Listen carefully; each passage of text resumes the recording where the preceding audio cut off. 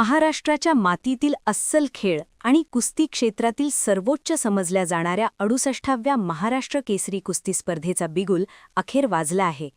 यावर्षी या ऐतिहासिक स्पर्धेचे यजमानपद पुण्यातील वाघोली परिसराला मिळाले असून आज स्पर्धेच्या मानाच्या गदेचे वाघोलीकरांकडे मोठ्या थाटात हस्तांतरण करण्यात आले.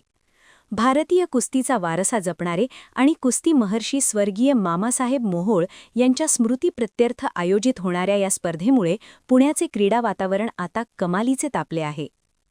पुणे जिल्ह्याला कुस्तीची मोठी परंपरा आहे आणि त्यातही वाघोली उपनगराला यावर्षी 68व्या महाराष्ट्र केसरीचे आयोजन करण्याची संधी मिळाली आहे.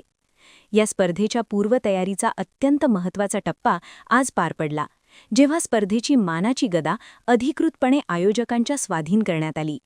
ढोल ताशांच्या गजरात आणि कुस्तीगिरांच्या जयघोषात या गदेची वाघोली परिसरातून मिरवणूक काढण्यात आली. या सोहळ्याला पुण्यातील ज्येष्ठ कुस्तीगीर, वस्ताद आणि राजकीय क्षेत्रातील मान्यवर मोठ्या संख्येने उपस्थित होते.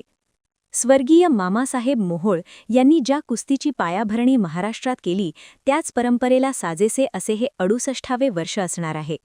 या स्पर्धेत महाराष्ट्राच्या कानाकोपऱ्यातून शेकडो मल्ल माती आणि मॅट अशा दोन्ही गटात आपले नशीब आजमावणार आहेत.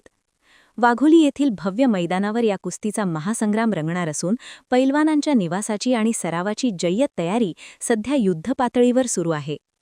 68व्या महाराष्ट्र केसरीचा किताब कोण पटकावणार याकडे आता संपूर्ण राज्याचे लक्ष लागले आहे.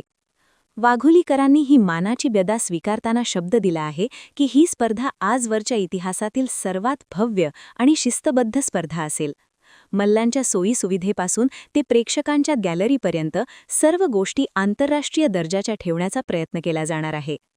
लवकरच या स्पर्धेची अधिकृत तारीख जाहीर होणार असून वाघोलीच्या मातीत नवा महाराष्ट्र केसरी घडताना पाहण्यासाठी कुस्ती शौकीन आता आतुर झाले आहेत.